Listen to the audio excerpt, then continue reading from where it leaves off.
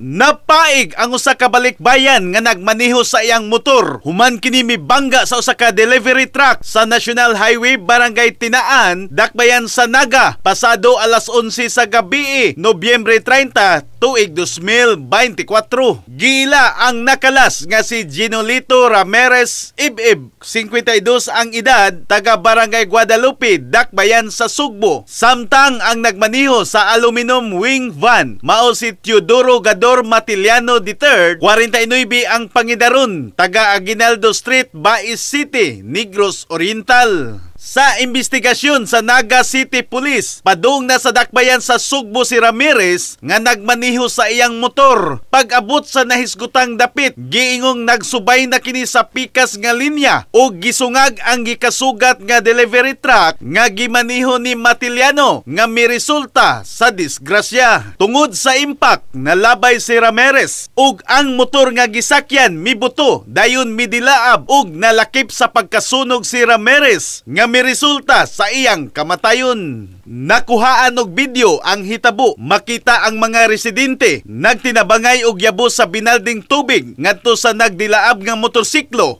Lakip na sa biktima nga nagdilaab na ang kayo sa iyang kalawasan. Daling giadto sa kabanay ni Ramirez ang nahitabuan sa disgrasya uban sa investigador sa Naga City Police Station. Matod sa asawa ni Ramirez, gikan sila sa Canada. Tulo pa lang kaadlaw miabot sila dinhi sa Sugbo aron unta pagbakasyon og duha ka buwan. Sa ilang pag-abot sa Sugbo, si Ramirez mibiyahe dayon sa Negros kay mobisita sa kaparintihan sa lungsod sa Amlan. Nasayod na lang ang pamilya nga nadisgrasya sa dihang gibalita sa media. Gikustudiya sa Naga Police Station ang driver sa aluminum van, samtang ang Naga Police naghuwat na lang sa kabanay kung pasakaan ba nila og reklamo ang driver. In the heart of changing life, ako si Brigada Alan Tangkawan sa 90.7 Brigada News FM Cebu, the Music and News